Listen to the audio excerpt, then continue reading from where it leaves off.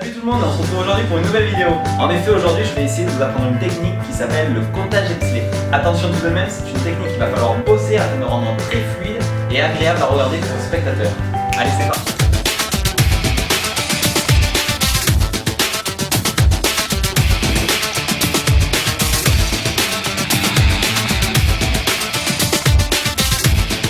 Allez, je vous montre un peu à quoi ressemble le comptage Hensley.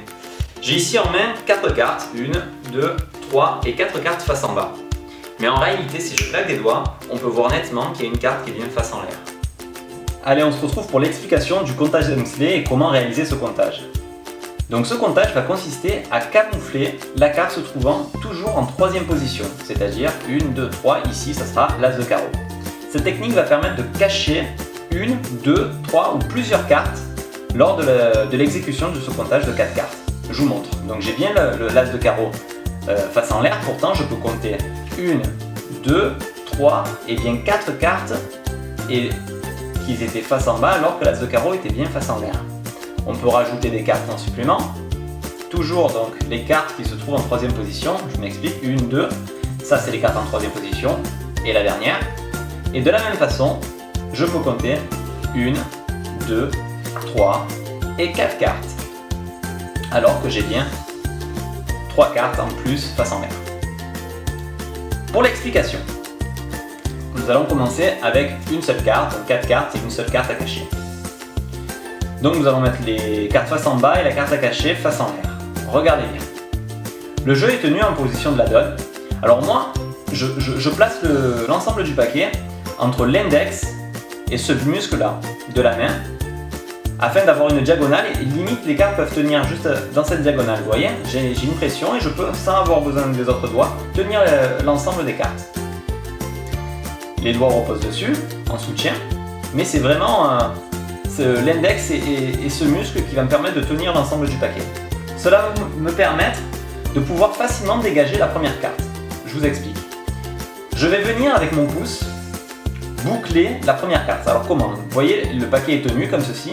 Le pouce va venir au niveau de l'index et va faire pression comme ceci vers l'avant. Et du coup, la première carte va se dégager. Hop, automatiquement. Je bombe légèrement, donc petite pression de l'index, mais là ça va être plaqué. Légèrement, là je le fais grossièrement.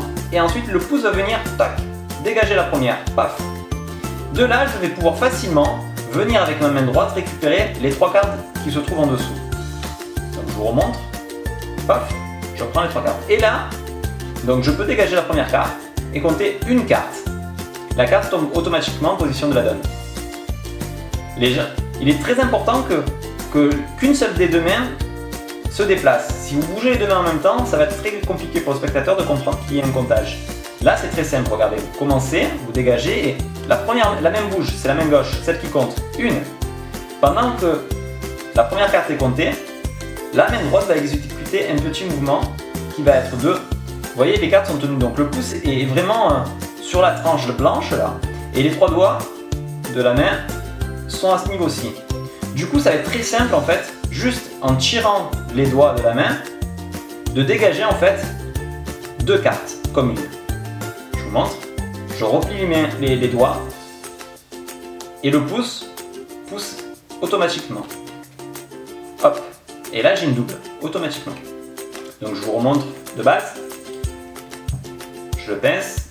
Donc je boucle, je récupère, je compte une. Dans ce moment, une, là, je profite du mouvement pour décaler. Je suis prêt. Une. Et dans le mouvement de revenir de compter 2, ce qui va se passer, c'est que la carte, la première qu'on a comptée, va venir s'additionner au paquet d'en dessous et va être donc récupérée par les doigts là, par ces doigts là, comme ceci. Donc une, on récupère la carte, donc à pincer, et là, avec la pince du pouce et de l'index, je vais récupérer les 2 cartes qu'on a dégagées au préalable, comme une seule, et compter 2. 2. En fait, la première carte a été rajoutée, et je peux faire 3 et 4. Je vous remontre, donc la carte possède en troisième position, on est là, on boucle, une, on dégage, 2, 3 et 4. Quand je finis avec la dernière carte sur le dessus, forcément la carte que j'ai cachée va se retrouver en dernière position. Si je veux vouloir faire plusieurs comptages d'affilée, il faudra que la dernière carte, je la remette en dessous afin d'avoir un classement de la carte à cacher en troisième position. Donc, je boucle 1, 2, 3 et 4. Il ne sert à rien d'aller très vite sur ce comptage, de se précipiter et de faire ça, ça ne sert absolument à rien. On va voir qu'il y a quelque chose de suspect.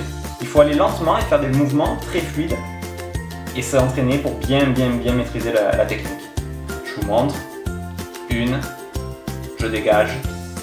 Vous voyez, je dégage, c'est très simple, ça se fait automatiquement, hein, c'est les doigts qui se retirent. On additionne en dessous, vous voyez, on ne se presse pas. 2, 3 et 4. Le mouvement à vitesse normale, ça donne 1, 2, 3 et 4. Et à chaque fois, on aura la carte retournée.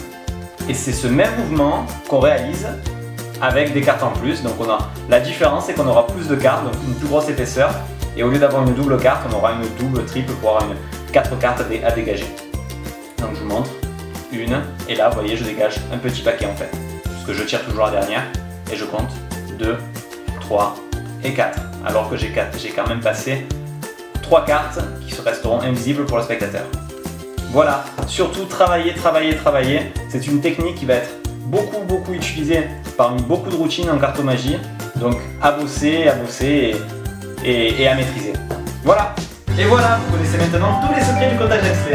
Il ne reste plus qu'à le travailler afin de bien maîtriser la technique. Comme d'habitude, on se retrouve dans une prochaine vidéo. N'oubliez pas de mettre un gros pouce bleu, de laisser un commentaire et de vous abonner. Merci encore et à bientôt.